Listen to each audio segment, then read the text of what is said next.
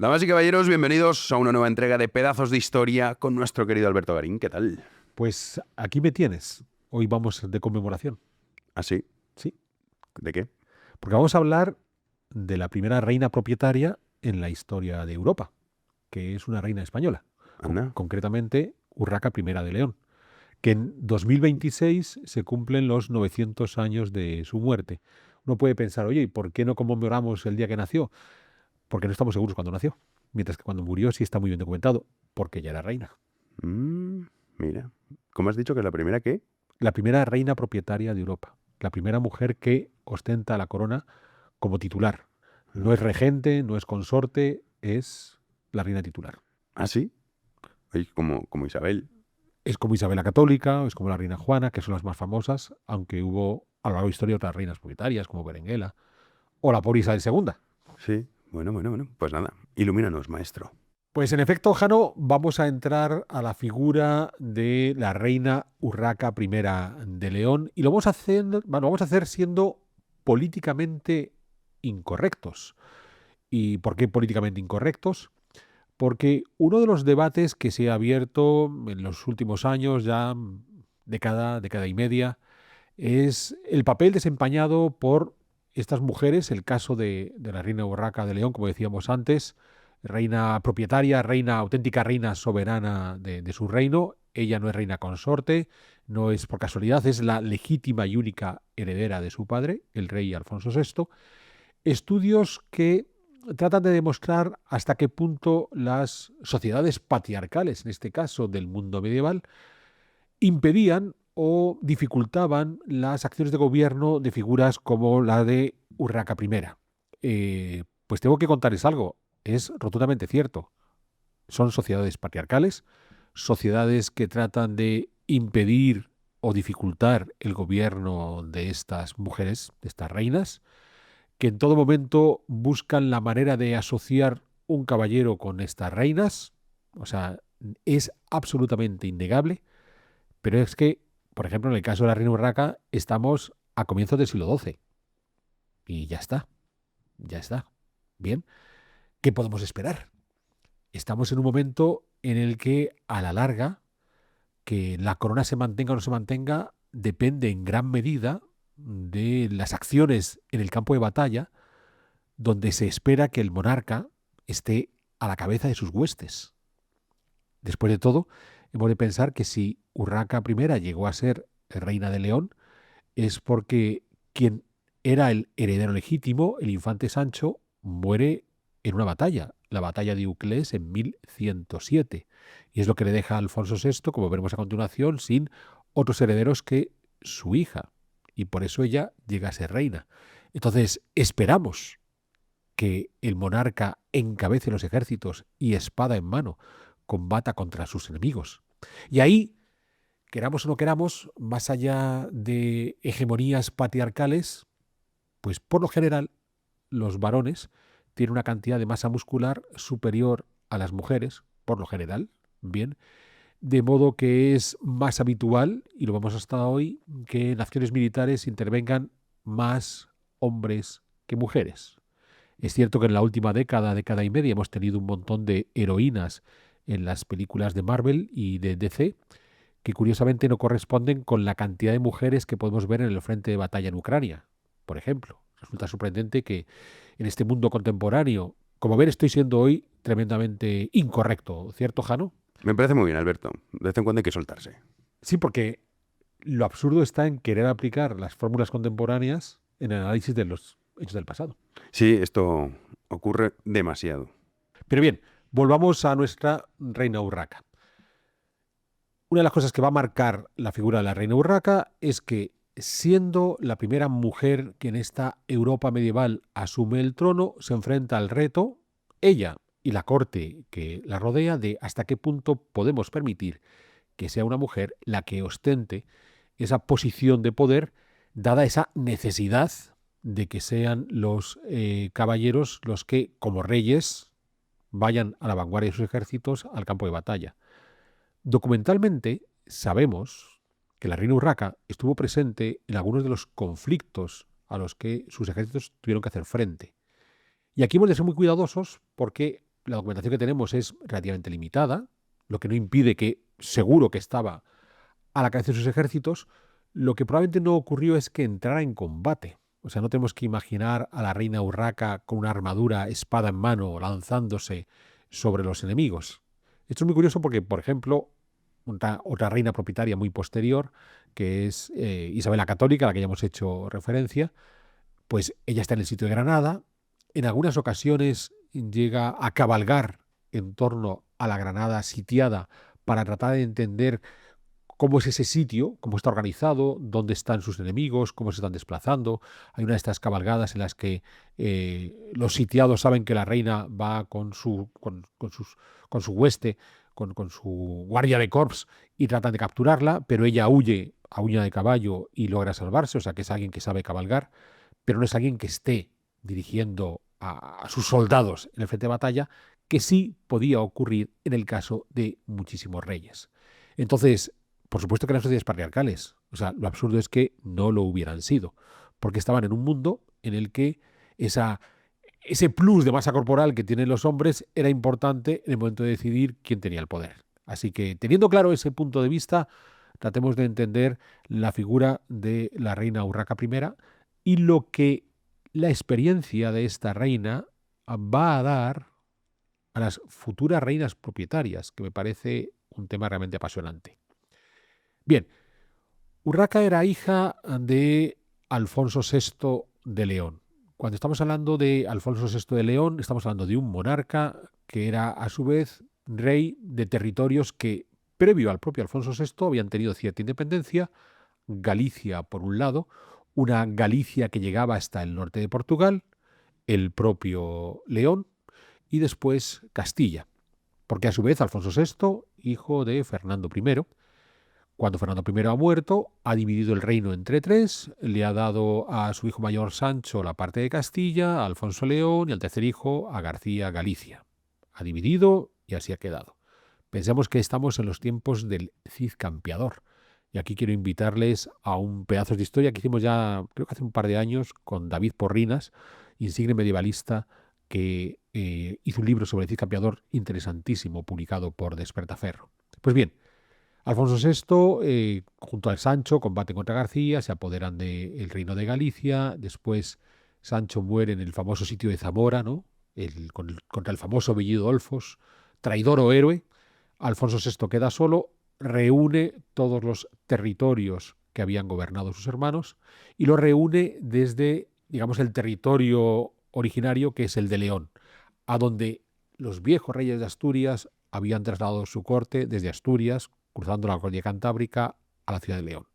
Ahí tenemos a nuestro amigo Alfonso VI, rey de León, un reino que abarcaba desde la costa del Atlántico hasta aproximadamente La Rioja. Más allá, el reino de Pamplona, más allá aún, un diminuto reino de Aragón que aún no ha llegado a Zaragoza. Pues bien, Alfonso VI fue un hombre que tuvo unas cuantas esposas, 4, 5, no queda muy claro lo de las esposas. Tiene algunas concubinas y en muchos casos pues fue teniendo hijos con tanto sus esposas como con sus concubinas. Sobre todo tuvo hijas y va a tener unas cuantas hijas. La mayor, la primera, es Urraca. Después, con el tiempo, irán naciendo otras niñas. Hay una muy importante que es Teresa. Y veremos por qué. Porque a partir de Teresa, esa hija inicialmente ilegítima de Alfonso VI, va a nacer Portugal.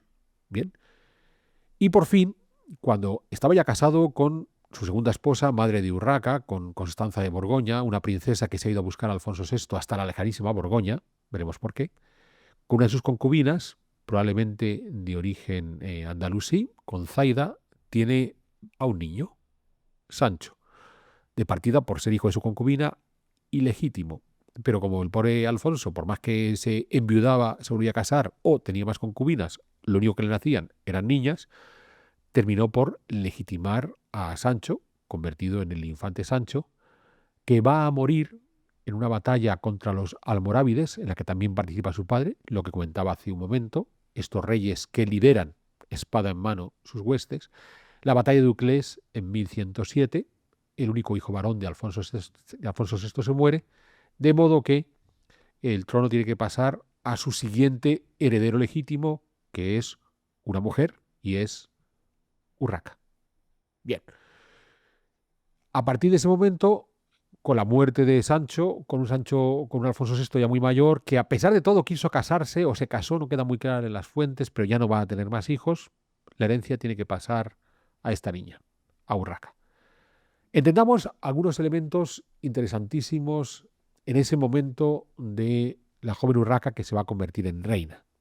Y como decíamos al comienzo, la primera reina propietaria en la historia de la Europa medieval, la primera mujer que ostenta la corona por sí misma, no por ser consorte, no por ser regente, sino por ser reina titular. Bien, claro, con el añadido de que su legitimidad viene de ser la hija del rey y será la madre del siguiente rey, de Alfonso VII.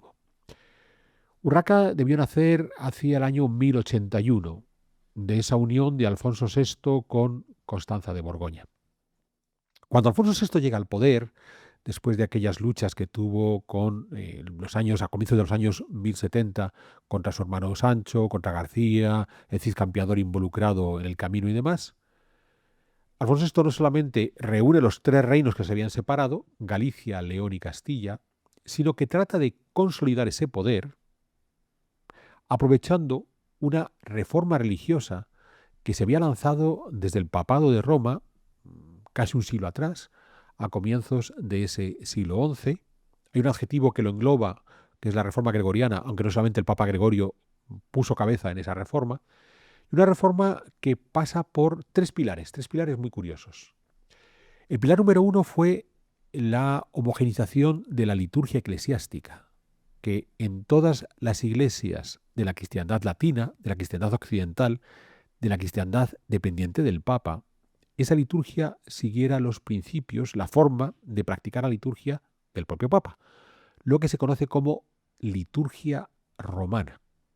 Y esa liturgia romana se fue expandiendo durante ese siglo XI por la propia Italia, por el norte de Italia, que tenía sus liturgias alternativas, la llamada liturgia lombarda, por la actual Francia, donde tenían su liturgia galicana, y también por la península ibérica, entrando por el Reino de Aragón, el de Pamplona, hasta llegar al de León, donde lo que se utilizaba era la llamada liturgia hispana. ¿Qué se buscaba con esa homogenización? Pues se buscaba precisamente evitar que cada pequeño territorio pudiera reivindicar cierta autonomía por tener ya una forma de hablar con Dios diferente a la de los demás. Claro, Alfonso VI iba más lejos, permitiendo que esa liturgia romana se impusiera. El Papa se convertía en un aliado, el Papa que fuera, daba igual quién fuera el Papa, en un aliado del rey, y el Papa legitimaba al rey. Y estos reyes, cuya legitimidad venía de ser los herederos de los reyes asturianos y demás, se añadía una nueva legitimidad que era gentes muy bien vistas por los papas de Roma. La segunda reforma en este ámbito religioso que se va a imponer es la de homogenizar también las órdenes religiosas. Hasta los tiempos de Alfonso VI, lo habitual es que cada monasterio tuviera su propia orden, su propia regla. Y entonces esa regla consistía casi en un contrato entre el abad y los monjes.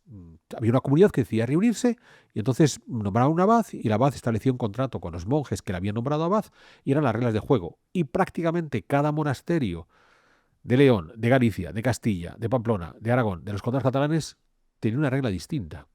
De nuevo, la capacidad de autonomía de la que disfrutaban estos monasterios era muy amplia.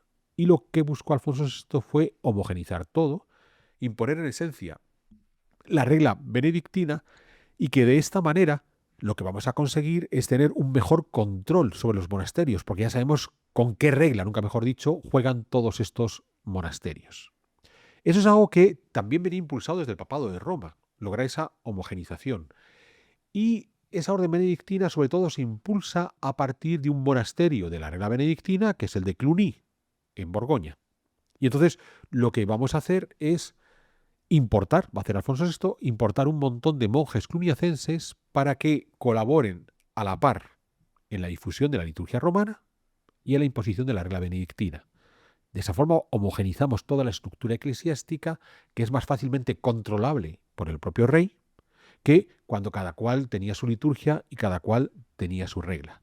Todo esto que estoy contando es importante para el caso de Urraca y porque Urraca se enfrentó a numerosas dificultades. La tercera reforma es todavía más divertida, que es la de imponer una misma letra para todo el mundo. La famosa letra carolina, que es la que nosotros seguimos utilizando hoy, nuestras redonditas.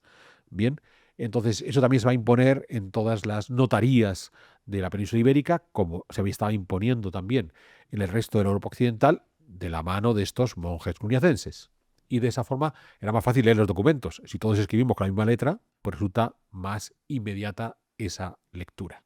Bien, este contexto que estoy contando, Alfonso VI, retengámoslo porque, insisto, es algo que en el caso de Urraca va a ser importante porque, por supuesto, los monasterios del mundo hispano se van a oponer a esa homogeneización de la regla, pero incluso va a haber reticencias por parte de las autoridades eclesiásticas e incluso políticas contra la liturgia romana. Ellos quieren seguir tirando de liturgia hispana, en gran medida porque es la tradición. Dios estaba de acuerdo con estas formas de hablar con él, a que vienen estos cambios inesperados que ha impuesto Alfonso VI. Vale, estamos en ese marco. Bien, ¿por qué Alfonso VI tenía todo ese empecinamiento en homogeneizar? Ya digo, es más fácil controlar, pero busca esa segunda fuente de legitimidad, porque Alfonso VI, en su curia, van a establecer una práctica política interesantísima, y es la de que el rey es emperador en su reino. Alfonso VI no tiene que rendirle vasallaje al lejano emperador que anda por allí, por Alemania, porque él, que tiene todo el poder en su territorio, en su reino, es el emperador. Pero además es rey de reyes. Él ha reunido de nuevo Galicia, León y Castilla, pero el de Pamplona, el de Aragón, de alguna forma rinden cierto vasallaje a Alfonso VI y sobre todo, son súbditos de él los reyes taifas de Zaragoza o de Toledo, con lo cual es rey de reyes e incluso rey de cristianos y musulmanes. Así que es mucho más importante que el mismísimo emperador, que es un pobre emperador solo de cristianos. Alfonso VI ha llegado mucho más lejos y llegará más lejos cuando consiga reconquistar Toledo en el año 1085. Ese es el marco. Bueno, conquista Toledo, aprovechando la división del mundo andalusí, el reino de taifas. Es entonces cuando aparece un grupo que viene desde el norte de África, desde el actual Marruecos, los almorávides, escandalizados porque ha caído Toledo, la vieja capital del reino hispanogodo.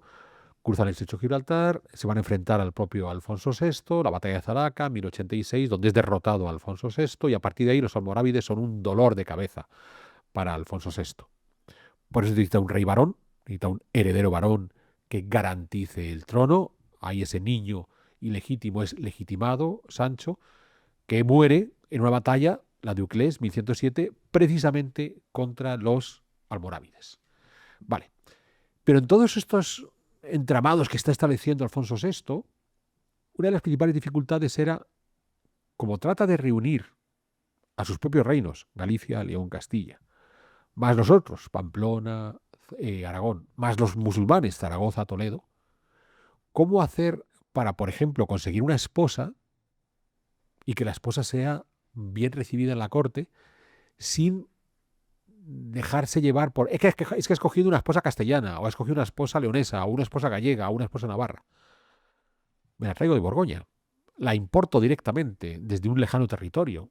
Refuerzo mi vínculo con el mundo de Cluny, en Borgoña, y evito ningún problema con mis propios nobles, dado que no he elegido a ninguno de ellos por encima de los demás, puesto que mi esposa la traigo desde Borgoña, y todas las esposas de Alfonso VI son de Allende, de los Pirineos, la mayor parte de ellas desde Borgoña.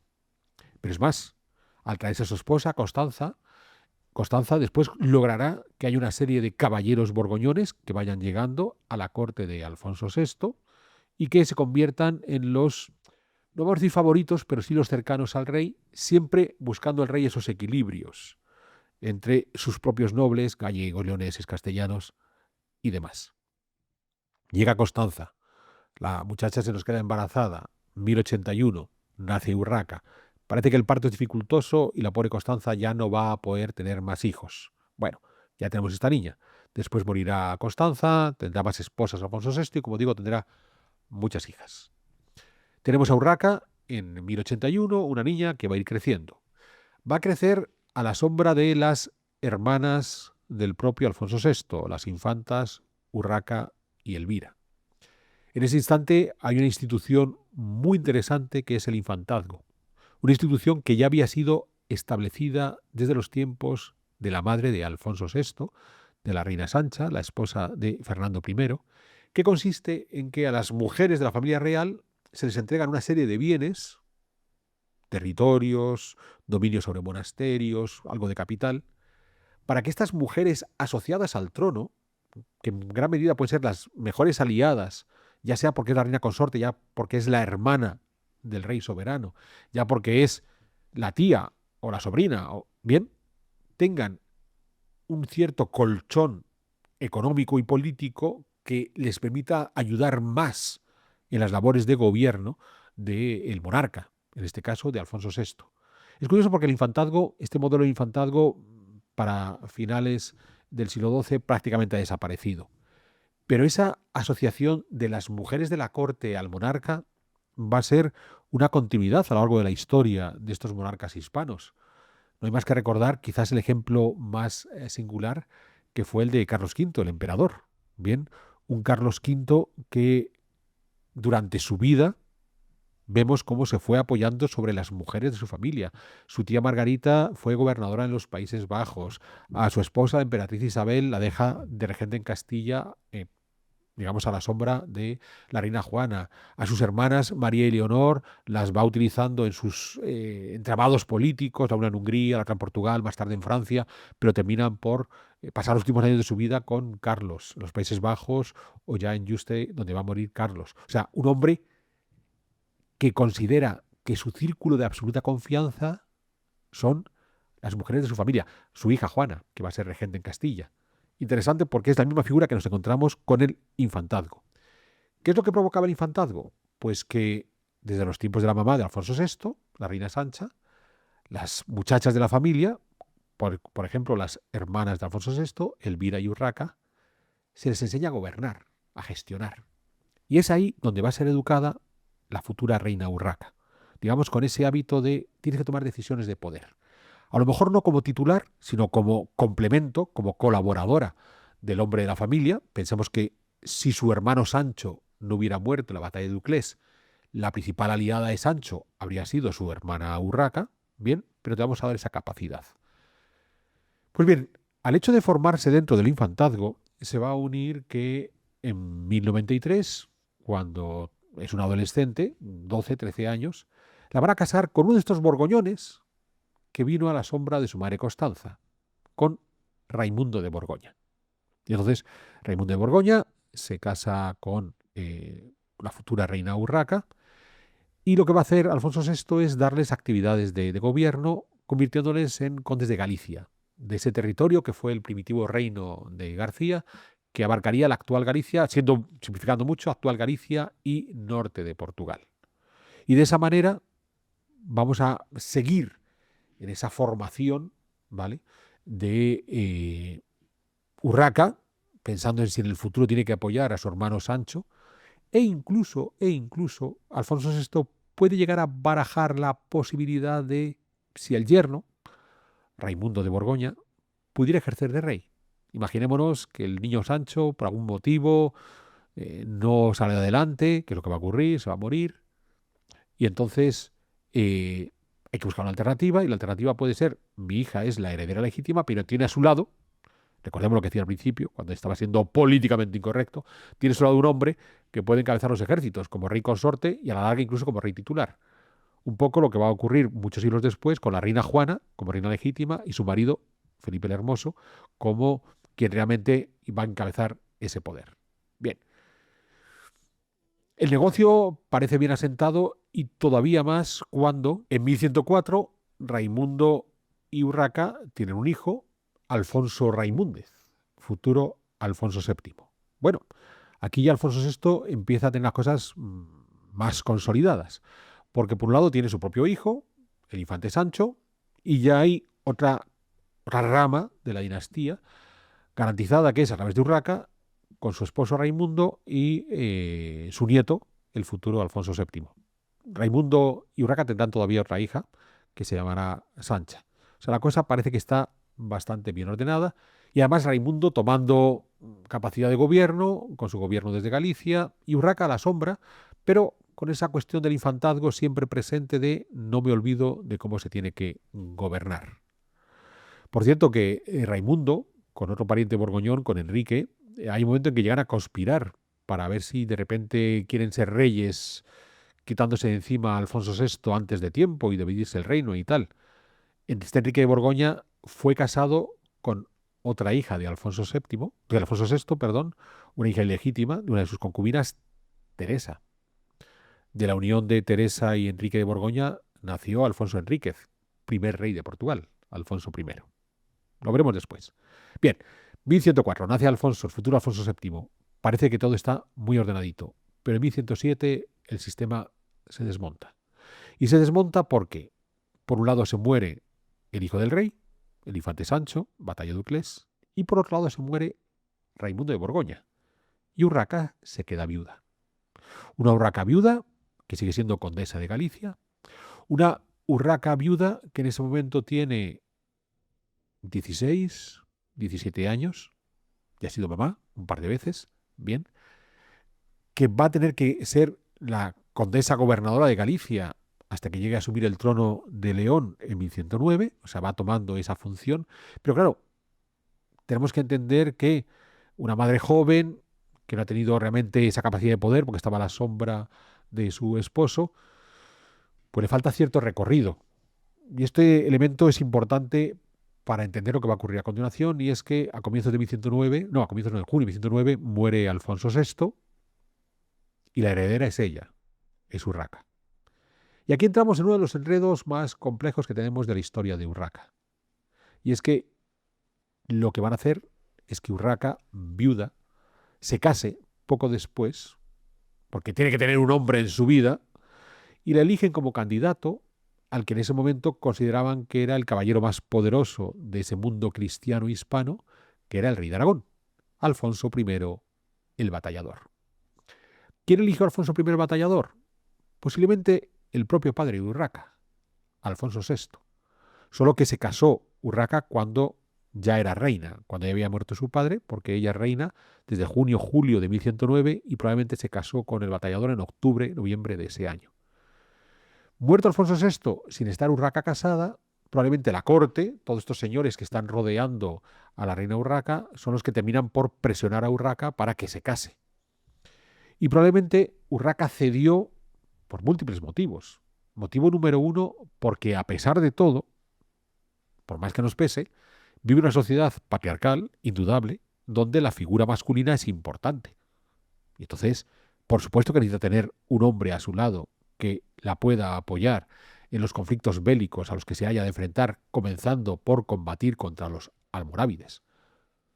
Por otro lado, estamos hablando de una reina joven, estamos hablando de una reina que en ese momento, cuando se muere su padre, que tiene 18 años, bueno, se puede sentir insegura, aunque haya llevado 2 años gobernando en Galicia, ha gobernado en gran medida a la sombra de nobles gallegos, del obispo de Santiago, Diego Gelmírez, o de un importante noble gallego, Pero Froilaz, que a su vez era el tutor de su hijo, del futuro Alfonso VII. En tercer lugar, también es probable que la corte presionó, y que esa corte presionó para que la reina tuviera a un hombre a su lado. ¡Demonios! Que queremos estar seguros que hay alguien que va a liderar las tropas cuando entremos en el campo de batalla, más allá de que la reina pueda cabalgar con sus huestes, al menos a la distancia. La cosa es que al final se va a casar con Alfonso I el Batallador. Y aquí, si me permites, Jano, me voy a poner a elucubrar. Voy a tratar de lanzar una interpretación de lo más llamativa.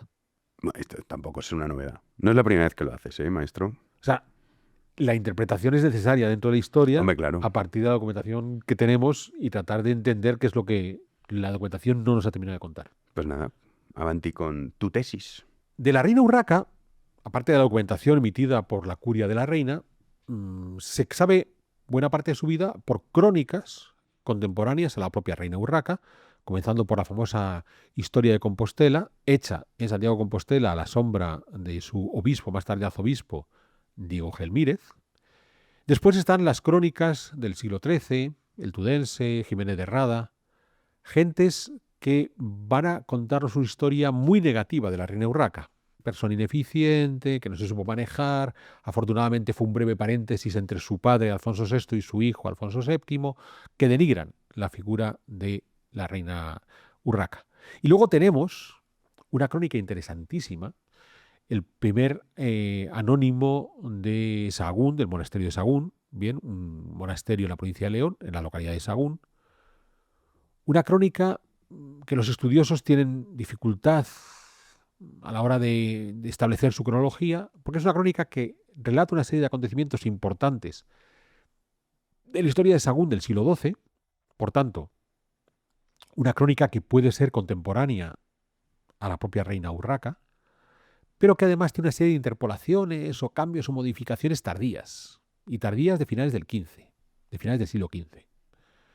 Y aquí es interesantísimo porque podemos preguntarnos por qué a finales del siglo XV los monjes de Sahagún consideraron necesario recuperar aquella vieja crónica del siglo XII, obviamente reclamando derechos, privilegios y demás, que es para lo que uno retoma viejos papeles y los modifica. Pero que cuando estamos hablando de finales del XV, estamos hablando en los tiempos en los que gobierna en Castilla una nueva reina propietaria, que es Isabel la Católica.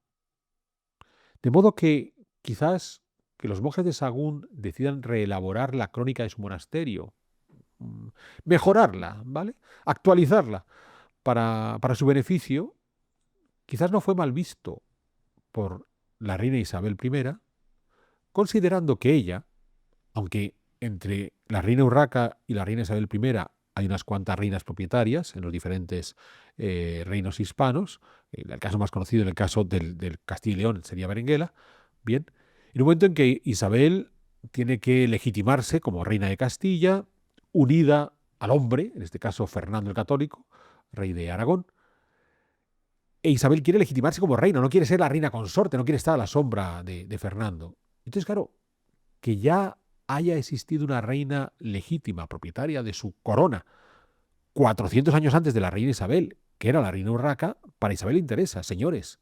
Que yo sea reina no tiene que sorprender a nadie. Es una tradición de aquí. Llevamos 400 años dando la posibilidad de que haya reinas propietarias. Bien. Pero quiero ir más lejos en esa posibilidad de que en esta actualización que hacen los monjes de Sahagún a finales del XV, y que indudablemente la reina Isabel la Católica pudo emplear en su corte para decir, mirad, yo soy legítima porque estas cosas de tener reinas propietarias es algo que viene desde muy antiguo. Podemos imaginarnos esos finales del XV, a Isabel la Católica satisfecha con la nueva crónica que han hecho los monjes de Sahagún, hablando de la reina propietaria Urraca, leyéndosela a sus hijas. Leyéndola a sus hijas, entre ellas a su futura heredera, la reina Juana. Y entonces, si algo va a ocurrir en 1109, cuando muera Alfonso VI, y en ese verano es coronada Urraca, es que a continuación la van a hacer que se case con el rey de Aragón, con Alfonso I el Batallador, y va a ser un desastre de matrimonio. Un desastre. Le habría resultado mucho más interesante a Urraca mantenerse viuda. Lección a aprender. Mira, el problema está en que si tú has tenido un primer marido, y de ese marido has tenido un hijo, y ese hijo va a ser tu legítimo heredero, no te cases otra vez.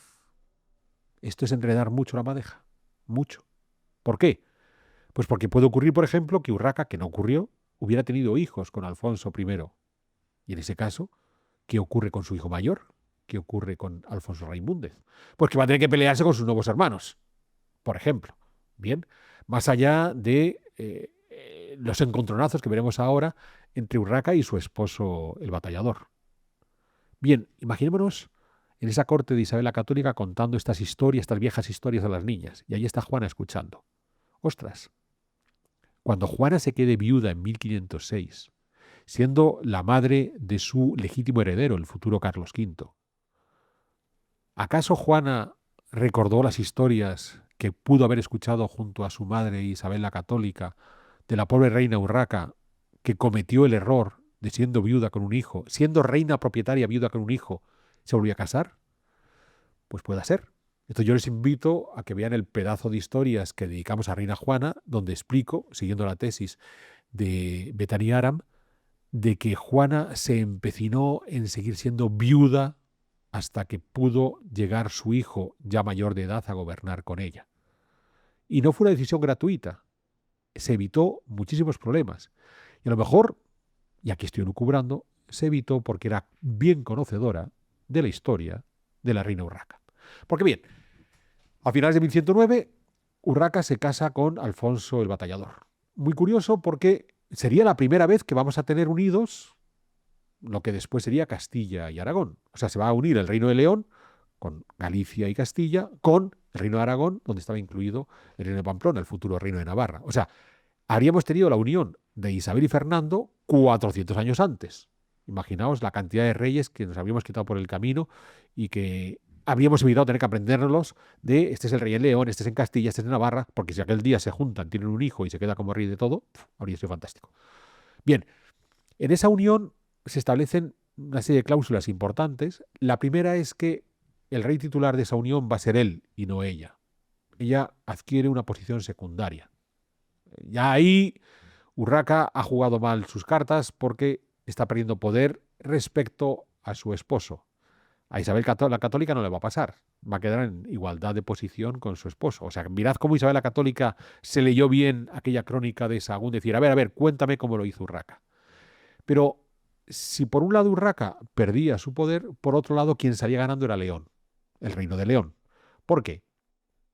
Aunque Alfonso I, Alfonso Batallador, se convertía de alguna manera en el rey de todo, de León y Aragón, si tenían hijos, los hijos que tuvieran serían los herederos de todo. Está bien porque se garantiza la unión, esa unión que terminaría por cuajarse en los tiempos de la reina Juana. Si Alfonso moría antes que Urraca, Urraca se convertía en la reina de todo, de León y de Aragón. Y al morir ella pasaría a su legítimo heredero, que era el futuro Alfonso VII. Si era al contrario, si Urraca moría antes que Alfonso, Alfonso sería solo rey de Aragón y la parte de León le quedaba a Alfonso VII. O sea, como veis, si por un lado Urraca perdía sus privilegios, por otro garantizó, de alguna manera, los privilegios de su hijo, de Alfonso VII. Bien, una vez que se han casado, Alfonso el Batallador decidió ser rey. Se presentó con sus tropas. Primero hay un primer momento en el que utiliza esas tropas para rechazar una acometida de los almorávides, que en principio es el motivo por el que los nobles leoneses han optado de casar a su reina con el aragonés, para tener un buen militar que encabece los ejércitos, pero muy rápidamente Alfonso el Batallador decidió utilizar esos ejércitos para imponerse a sus nuevos nobles, los castellanos, los leoneses y los gallegos. Y esto va a ser muy inmediato. Ya a comienzos de 1110 está dándose de bofetadas con sus nuevos súbditos. Y posiblemente ahí es donde la reina Urraca entendió que había metido la pata casándose con ese hombre. Y había metido la pata en dos sentidos. En uno, porque llegó un manu militar y a imponerse a unos nobles que habían aceptado sin ninguna dificultad que el heredero de Alfonso VI fuera su hija Urraca. Bien, en aquel julio de 1109 no tuvieron inconveniente en ratificarla como reina. O sea, había, no vas a decir el mejor de los rollitos, pero sí reconocimiento de legitimidad. Y el Batallador decidió olvidarse de eso e imponerse a golpe de espada. Y la propia relación personal de Urraca I con Alfonso Batallador fue lamentable. Un tipo violento que al parecer la golpeaba de una forma nada correcta. Bien. Pequeño paréntesis. Isabel San Sebastián ha escrito una novela al respecto, donde novela, porque para eso es una novela, y da algunos detalles que como historiadores no podemos estar seguros, pero que Isabel ha decidido, bueno, a ver hasta dónde puede empujar este relato. A lo mejor lo empuja demasiado, pero bueno, para que entendamos, Isabel Sertán llega a hablar de abusos por parte de él hacia ella y demás. Y desde ese momento y hasta la muerte de Urraca en 1126, las relaciones entre Urraca y Alfonso serán un sub y baja continuo, en las que Urraca, dándose cuenta del error, hay un primer momento, los 4 siguientes años, hasta 1114, donde tratan de llegar a ciertos acuerdos, sí y no, pero aquello fracasó. O sea, ya a partir de 1113 no hay forma de reconducir esa relación, buscan el divorcio. El Papa Calixto III, que curiosamente era un borgoñón de Cluny, un pariente del difunto esposo de Urraca, de Raimundo de Borgoña, ya corta de raíces su matrimonio y a partir de ahí la cosa no funciona. Entonces, eso no impide que hasta el último día de la vida de Urraca, su exmarido Alfonso el Batallador, cíclicamente vaya enviando sus tropas a atacar el Reino de León, y el propio Batallador se reconocerá a sí mismo siempre como rey de Aragón y de León, ¿vale? Y por tanto emperador de las Españas, lo que comentábamos antes. Alfonso VI se había nombrado a sí mismo emperador porque era rey de reyes, pues ese título también se lo quedó el Batallador. Ojo, que Urraca en algún momento también se nombró a sí mismo emperatriz. Bien, entonces, primer problema en la corte de Urraca. Se casa con el Batallador, aquello fracasa de forma rotunda, y entonces durante los siguientes 16 años, 17 años de 16 años de reinado, va a estar con estas idas y venidas del Batallador que anda incomodando. A partir de 1114 cada vez menos, y sobre todo cuando el Batallador se enfoca en la reconquista de Zaragoza, en quitarse a los musulmanes, hay un paréntesis en el que el Batallador incomoda menos en los territorios castellanos. Ojo, que la presencia del Batallador durante el reinado de Urraca en sus reinos de León y Castilla va a dejar una huella indeleble. Por ejemplo, el Batallador va a controlar Segovia. Ahora explicaré cómo controlaba las cosas porque es un poco caótico. Va a controlar Segovia y el Batallador va a ser quien lleve a cabo la restauración plena de esa ciudad de Segovia con su diócesis episcopal, con sus parroquias. Y hay un detalle muy bonito que yo he debatido en ciertas ocasiones con nuestro insigne Isaac Moreno, nuestro gran especialista de arquitectura romana. Isaac es consciente de lo que voy a contar y no tiene ninguna duda. Y es que el acueducto de Segovia fue destruido, una de las destrucciones, poco antes de la conquista de Toledo, por el rey Taifa de Toledo, hacia 1080 o por ahí. El acueducto de Segovia fue cortado, pero fue reconstruido por Alfonso Batallador. Para 1120 el acueducto funciona. O sea, y a partir de ahí va a seguir funcionando, aunque haya que hacer reparaciones posteriores como las de los reyes católicos. Y sabemos que funcionan porque en esa reestructuración de la diócesis de Segovia, una de las ventajas que daban a los canónigos, claro, están rehaciendo muchas diócesis en ese momento. Todo lo que está al sur del Duero hay que rehacer todas esas diócesis, Ávila, Segovia, Toledo. Bien, pues para que los canónigos quisieran venir a Segovia y no a Ávila o a Toledo, les ofrecían que en sus casas, exentas de impuestos, además tenían agua corriente. ¿Y dónde venía el agua? Del acueducto romano. Entonces ahí tenemos ese acueducto que está en perfecto funcionamiento en 1120. Bien. Otras cosas, hay una muy divertida que es la de Támara y las 9 villas, ahí en la provincia de Palencia. Fue un territorio que quedó a medio camino entre los territorios controlados por Urraca y los territorios que controlaba su esposo, el Batallador, o su ex esposo, el Batallador. Entonces crearon una especie de colchón, de protección, una especie de limes, dándole una serie de privilegios a esta pequeñísima localidad de Támara y los pueblos de alrededor, porque estaban en la frontera. Entonces, como tenían que estar todo el tiempo aguantando las embestidas del Batallador, pues se les da una serie de privilegios que estas gentes de Támara y las 9 villas trataron de mantener durante décadas. Las fueron perdiendo, pero es una cosa muy curiosa. Cuando uno visita Támara, un lugar muy recomendable, descubre una historia muy particular vinculada al Batallador. Bien, ahí tenemos un problema. Decía, la geografía de las partes controladas por el Batallador es muy complejo. El Batallador va a controlar, en esencia, dos ejes dentro del reino de su esposa. Un eje es el Camino de Santiago. Porque claro, cuando él en 1110 manda a sus ejércitos a llegar hasta Galicia para combatir contra los nobles levantiscos, va a seguir el Camino de Santiago, que es el camino más rápido para llegar hasta Galicia. Y va dejando guarniciones. Entonces, cuando uno ve los sitios que controla el Batallador, son muy raros.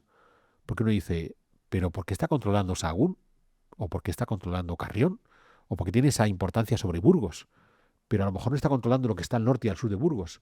Pues porque controla la carretera. O sea, controla la carretera. Y la otra parte donde consigue tener cierto dominio, que va a ir perdiendo progresivamente, es en la zona a repoblar. En esa Extremadura, lo que está más allá del Duero. Es decir, la zona de Segovia, Sistema Central, Toledo, pues por ahí, que es el sitio donde primero Urraca logrará sacar a las tropas de su esposo, de este área de la Extremadura. La Extremadura leonesa es la que va a viajar hasta la actual Extremadura, la Extremadura castellana, la que se movía por Segovia y por Toledo. De ahí los va a conseguir sacar, para 1120, 121, ya está dando pasos atrás el Batallador. Las guarniciones en Camino de Santiago va a ser duro de sacarles de esas guarniciones y se va a prolongar hasta los conflictos que el batallador tendrá contra Alfonso VII. Interesantísimo, ¿no? Cómo utiliza un vacío, que es las Extremaduras, que han sido reconquistadas poco antes y que todavía están desestructuradas, él las estructura, y el Camino de Santiago. Bien, como digo, más allá de esos conflictos, el otro conflicto que se le va a abrir a la reina Urraca es con sus propios nobles, porque va a haber nobles que la apoyen abiertamente contra el batallador. Y aquí la Casa de Lara es fundamental, con Pedro González de Lara como figura clave. Desde 1112 sabemos que hay una relación sentimental entre la reina Urraca y Pedro González de Lara, pero aquí Urraca ha aprendido la lección y aunque logrará el divorcio, la anulación de su matrimonio poco después, ya no se va a casar con Pedro González de Lara. Va a ser su concubino, con quien tendrá algunos hijos que van a morir. La propia Urraca muere en un parto, viene en 1126, pero ya ha entendido. O sea, por supuesto que necesito tener un hombre a mi lado y González de Lara va a ser el alférez de sus ejércitos, el que saca la espada en el campo de batalla, pero ya no como esposo. Ya no quiero que sea aquel que pueda quitarme la autoridad que yo tengo. Eso ya me incomodó el batallador. No repito la fórmula. Claro, uno dice, ostras, qué moderno, un concubino. Bueno, igual que su padre. Alfonso VI todavía tiene muchas concubinas. Pues claro, como yo soy mujer, pues lo que me toca es un concubino. Y aquí está González de Lara para poder llevar a cabo eso. Entonces tenemos nobles favorables a Urraca. Tenemos nobles favorables al batallador. Entonces, esto va a hacer un montón de desencuentros, sobre todo en ese área de la Extremadura y el Camino de Santiago. Y luego tenemos otro grupo de nobles que buscan recuperar cierta autonomía, por no decir una clara independencia, y sobre todo destacan los de Galicia, los gallegos. En Galicia tenemos por un lado a Pero Froilaz y sus descendientes. Bien, Pero Froilaz, que era el tutor del infante, de Alfonso Raimúndez, del futuro Alfonso VII, un Pedro Froilaz que cuando muera sus hijos serán los que mantengan ese ímpetu contra la reina, que dicen, oye, mira, esta reina debilitada, porque está todo el tiempo bofeteándose con su exmarido, vamos a aprovechar para aumentar nuestros privilegios en Galicia y de alguna forma, si hace falta incluso el viejo reino de Galicia, ¿por qué no? Y luego, sobre todo, la figura más destabilizadora, que es el obispo, futuro arzobispo de Compostela, Diego Gelmírez. Es muy complicado. O sea, entre 1109 y 1126 que se muere la reina, Diego Gelmírez y la reina se llevaron bien, se llevaron mal, fueron aliados, fueron enemigos, se combatieron. La reina encarceló a Diego Gelmírez, después volvieron a ser amigos. Es un enredo, es un absoluto enredo. Pero estamos ante un hombre de una ambición desmedida. Bueno, Diego Gelmírez logró saltar de obispo a arzobispo, logró ser desvinculado de la que era la diócesis de la que dependía, que era la de Braga, logró incluso ser desvinculado de el primado de las Españas, que es la de Toledo, o sea, buscaba la independencia absoluta. Es un hombre, insisto, Gelmírez, que no ponía coto a sus ambiciones. Es el hombre que reimpulsa la reconstrucción de la iglesia de Compostela. Entonces, la iglesia que conocemos hoy, la iglesia de Santiago de Compostela que conocemos hoy, es la que fue puesta en marcha su construcción en tiempos de Diego Gelmírez, aunque concluyera mucho después de la muerte de Gelmírez. O sea, Santiago de Compostela tiene el brillo que tiene hasta la actualidad gracias a un personaje tan ambicioso como Diego Gelmírez. Pues bueno, el peor amigo o el más duro enemigo que tuvo la reina Urraca. Y mientras tanto, siempre con la presencia de aquel niño nacido en 1104, Alfonso Raimúndez, futuro Alfonso VII. Un niño que en Santiago de Compostela le ungieron como rey de España, de esa Hispania que dominaba Alfonso VI como emperador, bien, ya para 1111. Lo que no significa que ni cogobernaba con su madre, bien, ni se enfrentaba abiertamente. En el caso de Alfonso VII hay ciertos momentos, claro, cuando le unge como rey, pues el pobre muchacho tiene 6, 7 años, o sea que no es que pintará mucho. Pero hay un momento en el que la reina Urraca consigue sacar a Alfonso VII de ese velo protector de los nobles gallegos, comenzando por Froilaz, e incluso le desplaza a la Extremadura. Le sitúa con 10, 11 años con otros nobles en la zona de Toledo, para que se vaya fraguando como gobernante, con el título de rey, pero sin que realmente ejerza como tal. Entonces digamos que hay un momento en el que Alfonso VII colabora con su madre y que enteramente tiene la autoridad total sobre el reino, o al menos sobre las partes del reino que no dominaba a su marido o que no se le sublevaban en Galicia, sigue siendo Urraca. De modo que hasta que no se muere Urraca en 1126, aunque Alfonso, ya como Alfonso VII, tenga ese título de rey, digamos que es un rey de segunda división. Es cuando su madre se muere, cuando él ya puede asumir ese trono de forma plena.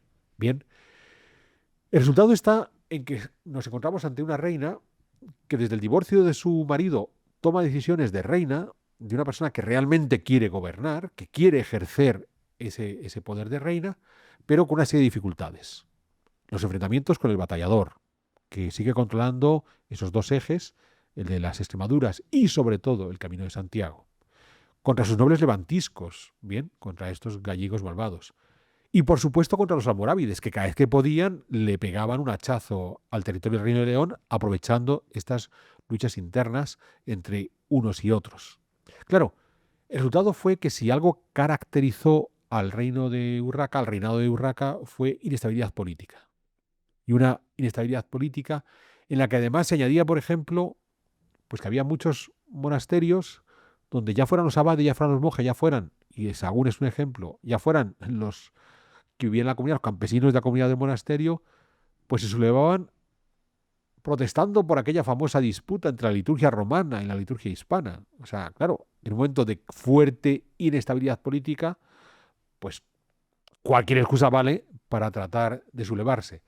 Resultado, si bien es cierto que el retrato que se hace de la reina Urraca, sobre todo a partir de las crónicas del siglo XIII, que quiso ser mejorado en esa actualización de la crónica de Sahagún del siglo XV, es una reina poco solvente, que se deja llevar por sus debilidades propias de una fémina, ¿no? Se enamora y es débil y llora y este tipo de cosas. Bien, pues quitando que esas críticas en algún momento seguro que reflejan pues algunos momentos de debilidad que la propia reina Urraca pudo tener, sobre todo fue una mujer que desde el momento de ese error de partida que fue casarse con el batallador, hubo de enfrentarse a un reinado con una clarísima inestabilidad política. Porque en esa guerra casi constante con el batallador se encuentra que sus nobles aprovechan esas circunstancias para sublevarse contra ella y aunque pretende por todos los medios apagar todos los fuegos, pues realmente lo consigue en cierta medida. Y es curioso porque su hijo Alfonso VII no le va a ser fácil asumir el trono, va a tener que negociar con unos y con otros, qué privilegios os doy para que me aceptéis como el legítimo heredero de Urraca, e incluso tendrá que prolongar su enfrentamiento contra el exmarido de su esposa, de su madre, contra el batallador. Pero además, recordemos, y esto es interesante y con esto cerramos este recorrido por el reinado de Urraca, que le surgió un enemigo más, que fue su medio hermana, Teresa, aquella otra hija ilegítima de Alfonso VI, que se había casado con otro borgoñón, Enrique de Borgoña, porque Teresa, primero junto a su esposo Enrique, y cuando Enrique muera, ya como viuda, se va a titular reina de Portugal. Ella que era condesa de Portugal, desde los tiempos de su padre, de Alfonso VI, aspira a independizar Portugal, se enfrentará abiertamente contra su hermana Urraca, así como Alfonso el Batallador muchas veces se pelea con Urraca y a veces firma la paz. Así como el obispo Diego Gelmírez en ocasiones es enemigo y en ocasiones es amigo de Urraca, con Teresa no hubo margen.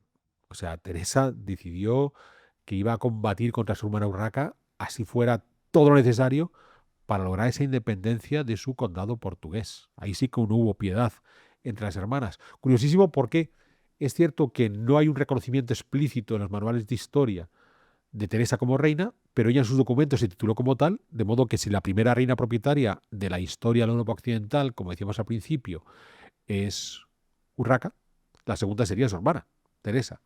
Y el resultado fue que cuando ya no están ni Urraca ni Teresa, pues el hijo de Urraca, Alfonso VII, tendrá que terminar por reconocer a su primo, Alfonso I de Portugal, como rey independiente. Pues bien, rapidísimo recorrido por la vida de la reina Urraca, tratando de entender, en este momento en que la estamos celebrando por el 900 aniversario de su fallecimiento, cuál fue el papel que desempeñó y sobre todo qué significó ser la primera reina propietaria de la Europa occidental. Oye, pues mira, he de confesarte que al principio no estaba muy entusiasmado, pero es una historia impresionante, es de novela. En cierta medida sí, como he contado en el programa, Isabel San Sebastián ya ha hecho su novela, pero has visto cosas como el origen de Portugal. ¿Quién se podía esperar que el origen de Portugal estuviera ahí? O el propio hecho de que una mujer asumiera, ojo, que podía haber ocurrido antes que una mujer fuera reina, solo que por vicisitudes biológicas es la primera vez que se encuentran ante la tesitura de tener que poner a una mujer como reina, y es Doña Urraca. Es cierto que como primera reina de Europa el nombre no es el más agraciado. A ver, es que Pero- también, o sea, con ese nombre o eres reina o si no, mal.